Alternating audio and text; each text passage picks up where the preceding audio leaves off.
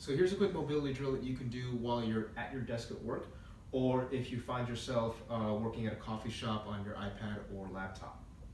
The first thing is you're going to have both feet flat on the floor, and you're going to gently start to pull back on your heels, but you're not going to let your feet slide on the floor. You're just kind of hold them in place.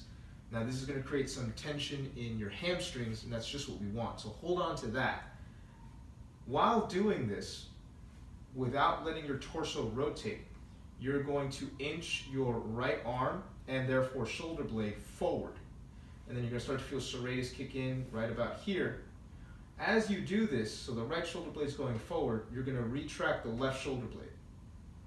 So one shoulder blade is going into protraction, one shoulder blade is going into retraction. So you have hamstrings, you have serratus. If you exhale, you're going to get some abs, your obliques on the right side.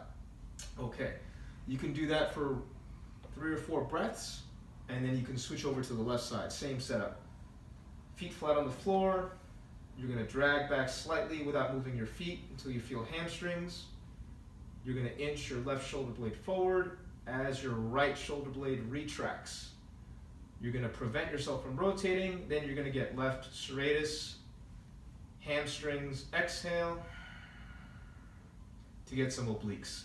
The same way that you shift your hips when you shift weight to the right or to the left, a similar thing is going on with your rib cage and your shoulder blades. So not only do you have to learn how to shift with your lower body, you're going to have to learn how to shift with your torso as well. All right? Give it a shot. Let me know how it goes.